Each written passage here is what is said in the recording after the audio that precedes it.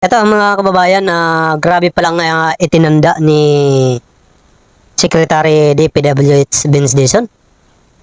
'Di ba? Kasi ang tingin ni Sherwin Gatchalian dito kay Vince Dizon ay 80 years old. Ganun ka tindi mga kababayan. At dati raw, payat na, mas lalo pang pumayat. Diba? Di ko lang alam kung nagbibiro ba ito si Sherwin Gatchalian sa kanyang paningin. Kasi para sa akin, hindi naman eh. Parang ganun pa rin naman ang katawan ni Vince Dizon. Yun nga lang, siyempre sa dami ng kanyang trabaho, kaya siguro nakikita ni Sherwin Gatchalian na mas tumanda itong si Vince Dizon. Mga kababayan, ito po si DPWH Vince Dizon ay dumalo po ito sa budget hearing ng kanyang opisina. Kaya dito po mga kababayan sila nagkaroon ng biruan.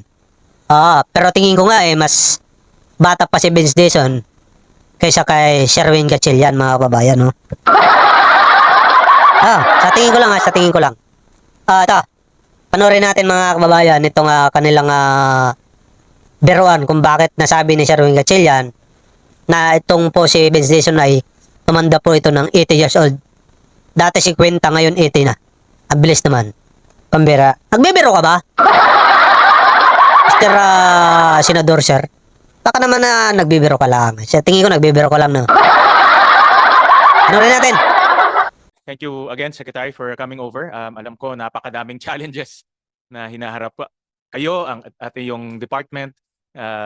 Tuwing binubuksan ko yung internet or television, mukha mo yung lumalabas first thing pag binubuksan ko, which is a good thing, no, na-inform yung publiko about the reforms that you are undertaking at na-inform kami lahat kung ano yung mga actions ng department, especially on the corruption that we are facing. Nakatrabaho kita during the pandemic time when you were the testing char of our country, and I know how you work. You work fast, you work efficient, and you work decisive. So I know that you will be able to clean up and reform the Department of Public Works and Highways. It's a big challenge, alam ko. Nakita ko parang dati payat ka na, lalo ka pang pumayat eh. No? At ngayon, dati mukha kang 50 years old, ngayon mukha ka ng 80 years old. Buti makapal pa yung buhok nyo, Secretary. But we're here to listen to your budget presentation. Of course, the reforms that you are undertaking. Nasabi ko sa mga kasamahan namin dito na 2020, we will not allow the same mistake and the same corruption to happen in 2026. No? And that is our strict rule and mandate come 2026. So we would like to hear from the department the reforms, especially on the budget for 2026. Ano ba yung ginawa natin para hindi na maulit to? And ano pa yung mga reforma na ginawa nyo sa loob ng DPWH para hindi na rin maulit to sa bagong taon. So with that, before I recognize Secretary Dizon, let me acknowledge the presence of Senator J.V. Arcito. So with that, we will pursue the budget presentation of DPWH, and then after that, we will open the floor for questions. So we recognize Secretary Dizon for his budget presentation. Magandang umaga po. Maraming salamat po, Mr. Chairman, Senator Win, Senator JV, at sa buong team po ng Committee on Finance ng Senate. Again, every time I'm in the Senate po, I feel good because it's like I'm back home, no? Because I spent probably half of my government career in the Senate, no? Since 1995. Since 1995, nandito na po ako. Old Senate pa po nun. And whenever I'm here, I always remember po na the Senate is really the bastion of reform. No, lahat po ng maraming mga reformang nagawa sa ating bansa nitong nakaraang mga dekada, marami po dyan ay nag-originate sa Senado. Kagaya po ninyo, that is our wish. That is the President's wish. No? Nung bago po ako pumasok ng DPWH, simple lang po ang sinabi ng Presidente. Sabi po niya, linisin natin ang DPWH from top to bottom at panagutin natin yung mga dapat managot at reformahin na natin para hindi na po maulit-ulit itong mga napakasamang mga nangyari na nakita natin these past few months. So with that, Mr. Chairman, we are here to give a very brief presentation on the 2026 PWH budget. Hindi na ho ako masyadong magdidetalye Kasi alam ko naman po, no, na lahat ng detalye ay nasa inyo na. Pero gusto ko pong mag-focus dun sa mga highlights nung ating Thank you, Mr. Chair. Good morning, Secretary Dizon and the new DPWH family. I agree with the observation of our Chair of Committee on Finance. Although we have started sana excited sana ako with the DOTR budget to be working with you, Secretary Dizon. Kaya lang iba yung plano no. We know for a fact we share the same advocacy, so talagang massive infrastructure development will really stimulate economic growth. Kaya lang iba yung plano. I share the sentiments of Senator Win Gatchalian. Si Secretary Dizon nung nagsimula, isa sa parang top pang GQ yung executive. Batang-bata, 'di ba? Ito, very aggressive, very defendable. Ngayon mukha nang nag-age na kayo ng ilang buwan pa lang. Mukha ng mad scientist. Naalala ko yung Back to the Future. Yung buhok nyo sabog-sabog na. Naawa ako sa sabog-sabog na, no? Pero I understand the challenges that you are facing right now, and I don't envy your position right now. Although I honestly miss you, no, doon sa DOTR, kasi talagang we had our plans. Nag-ready na nga tayo for our yung ating po mga ipa-prioritize sa mga railway, mga airports, yung po mga ating mga advokasya. Anyway, first of all, siguro a lot we will be discussing today yung mga reforms, and I'm glad you already started your reforms that will be introducing in the DPWH, considering that ito pong talagang scandal that really rocked this nation recently is probably the biggest scandal that rocked his history, and people are really longing for answers, no? Siguro doon lang po sa mga notorious na district engineering offices in our investigation during the Blue Ribbon. Siguro we will submit to you our findings also para lang din for your information, and so that it can help you in your reforms that you will institute. Doon po sa Bulacan, the notorious district engineering office, and I don't know kung nangyari dito sa Bindoro, meron po sila ng progress billing. Now, I was also a developer before. Pagkakinditi ko, pag may progress billing, according to accomplishments. Pero dito pa sa Bulacan, kahit na 30% pa lang ang progress billing, pinipilit na ng assistant DE pa lang noon, sila Bryce at iba ng mga talagang nagmodus na kahit 50% na, pipilitin nila 50% ng inyong ideklara kasi nandito na yung budget, kailangan namin gastusin. So, in the same manner that napamura ka, alam ko yun, maiinis ka talaga. Imagine, 30% pa lang accomplishment, pero yung mismong DE mismo or assistant DE sabi, hindi, 50% ng iyan mo. Yung contractor mismo, ang nagkukumahog, paano ko gagawin to? 50% na yung kukolektahin, and yet 30% pa lang yung aming accomplishment. So that's one. And second, of course, yung borrowing of license, no? We know that that has been notorious. Inamin naman po yan ng maraming some contractors like si Sims, no?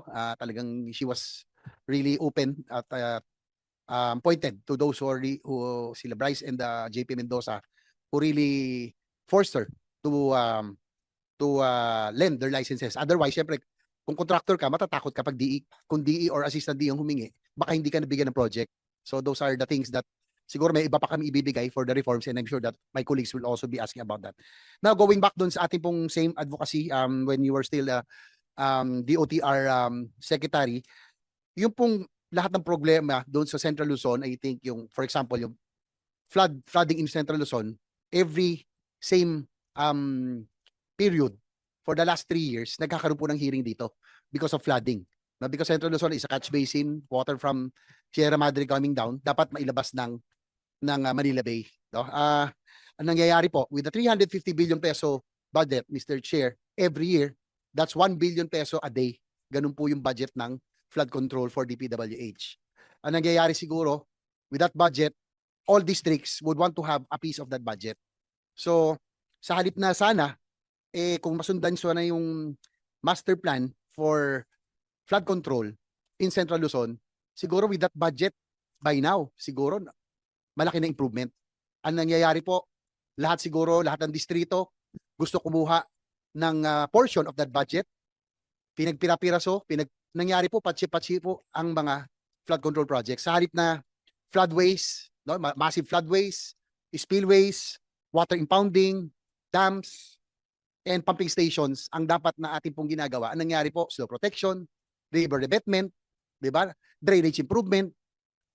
pinagpatsi-patsi, pinagpati-hatian, nangyari po patsi-patsi, kaya hindi nawawala ang tubig. Do you agree, Secretary Dizon? Ganito po ang nangyari. Mr. Chairman, you are absolutely correct po sa inyong observations. And Ganun with- po talaga ang nangyari. And with that, Sec, I have my top priority bill that I filed in this Congress and as well in the last Congress is the Master Plan for Infrastructure for National Development. Ito po yung comprehensive Master Plan for Infrastructure Development. And I'm glad, Mr. Chair, that it has been included already in the LEDAC priority of measures, no?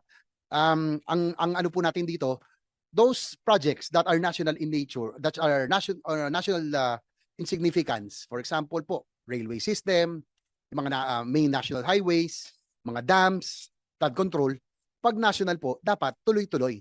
Whoever sits as president, ang ano ko po rito sana we hit two birds with one stone, no? You know, ang ating po political system kasi siguro 6 years and 3 years. Presidents will always look at their legacies. Kumbaga short term and medium term. Nakakalimutan po natin yung long term through the decades. Kaya nga po yung railway system, 30 years na tayong behind, no? In terms of railway system compared to our ASEAN neighbors, yung mga skyways and all. So, yung rationale po nito, whoever sits as president, all of these big ticket items dapat tuloy-tuloy, no? Again, railways, skyways, dams. Siguro po yung mga presidente may sariling mga pet programs, but all of these big ticket items should be continuous because this will stimulate economic growth. Ano kaya yun? Senator JV, we were advised that today we will have our earthquake drill starting at 11. Tamang-tama nga, DPWH nandito. So we'll request everyone to leave the building. Kasama tayo, ma'am. We requested for an exemption, but the Office of the Senate President did not allow. So everyone should vacate this room and go down to the building. We'll come back after a few minutes. Ayan po, mga kababayan. Nagkaroon lang ng kunting insultuhan. Kunti lang naman, mga kababayan. No? Kunting insultuhan lang naman. Katulad yan. Ng tumanda ka. Stress ka. Alam ko, biro lang yun, mga kababayan. Pero wag nyo pong at saka wag nyo seryosohin yun dahil nagbibiro lang po yung mga kababayan. Pero sa totoo lang, nakikita naman natin ang ginagawa ni Secretary Vince Dizon na talagang para po talaga ito sa bayan ang kanyang ginagawa. Hayaan mo, Secretary Dizon, ay kung tatakbo ka sa mataas na posisyon sa 2028 ay baka wala ka ng kawala. Ikaw na yan. Ikaw na yan talaga. Ay pasok na pasok. Mas okay naman kaysa sa iba. Katulad ng mga senador ng mga bubo. Katulad ng mga senador ng mga magnanakaw. Ay mas okay naman yung katulad mo. Diba? Kaysa sa naman sa kanila. Alright? Ay mga kababayan siyempre bago ka lang ba sa atin Munchi Channel, libre lang po pagsusubscribe natin dyan at paki-like na rin po ng video natin at paki-share po mga kababayan. Thank you so much po sa inyo lahat.